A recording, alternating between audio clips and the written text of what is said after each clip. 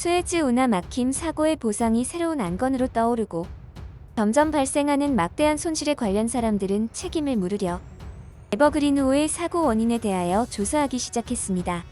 그러던 중 에버그린호의 진상에 놀라운 사실이 나타났습니다. 그것은 바로 일본이 이번 수에즈 운하 사건의 범인으로 지목된 것이 현재 세계적으로 뜨거운 관심사로 떠올랐습니다.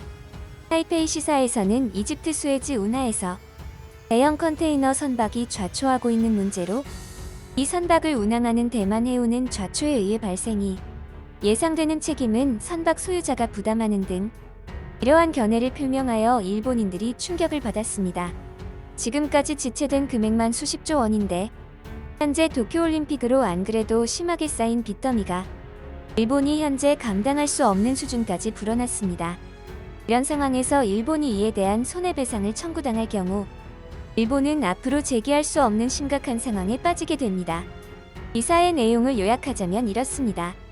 컨테이너선은 에히메 현 이마바리시의 쇼A 기선을 소유하고 있으며 대만 해운은 성명에서 배의 복구 작업이나 제3자에 대한 배상 책임에 관한 기용과 선체 손상 등의 책임은 선주가 부담이라고 표명했습니다.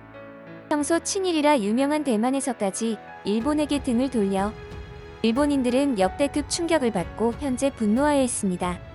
지금부터 일본 반응을 살펴보겠습니다. 아니, 아무리 생각해도 운용에 문제가 있는 거잖아. 대만 해운사는 머리가 망가져버린 것인가?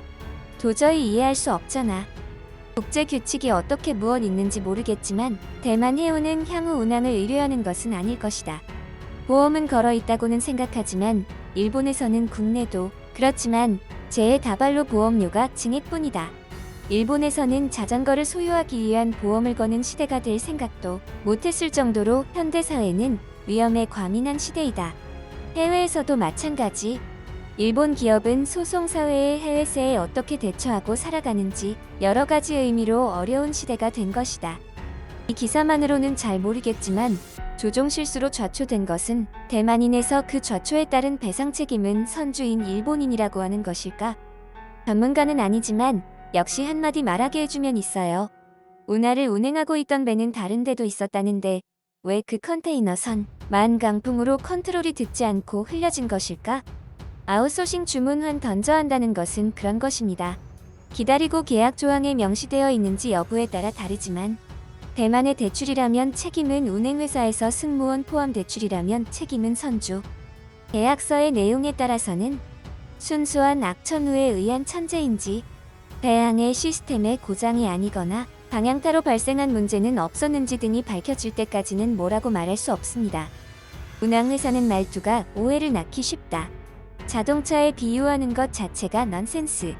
실제로 전세 또는 전세 계약과 같은 것으로 운항회사 인대만의 에버그린 발송지를 지시하는 것만으로 실제로 선원을 준비하고 조선하는 것은 선주회사 인쇼 A이다.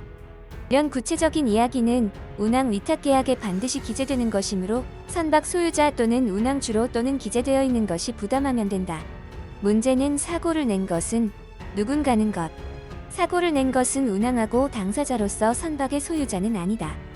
사고를 일으킨 당사자가 죄송합니다라고 사과하기 이전에 책임은 선박 소유자에 있다고 표명하고 있는 것이라면 이 회사의 신뢰가 실추할 것이며 소속 국가 대만도 그에 준하는 것일 것이다 라고 생각한다.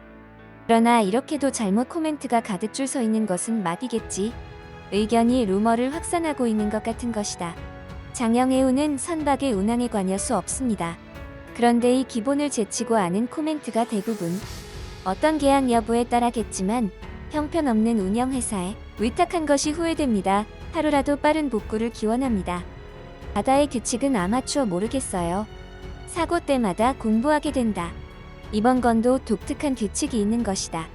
아시아와 EU에 무역 저지하려면 수에즈 운하 파괴해버리면 좋은 것을 알 수 있었어요.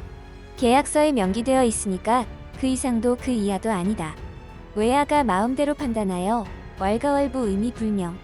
수에즈 운하 통과하였습니다. 너무 좁다고 생각하지 않지만 사진은 충분한 증거 조작 실수지요. 그 옆은 모래 폭풍이 없는 한 무풍이다. 있는 거야 때는 멈춘다. 원인 불명, 긴장 운행하고 있기 때문에 있을 수 없는 사고입니다. 이런 계약서대로라고 생각합니다만 다소 소유자의 책임이 있을지도 배상액은 상당한 금액 것이다. 보험으로 조달 끊어질 있습니까? 보험회사도 보험에 들어있는 것 같기 때문에 선박의 구조에 결함이 있으면 선주 측에 책임이 있지만 운항에서 일어난다면 소유자 측이 책임을 지는 것이 보통일 것이다. 화물 운송 항로의 권한은 선주가 가지고 있다면 선주, 운항회사가 있다면 운송업체가 책임을 져야 합니다.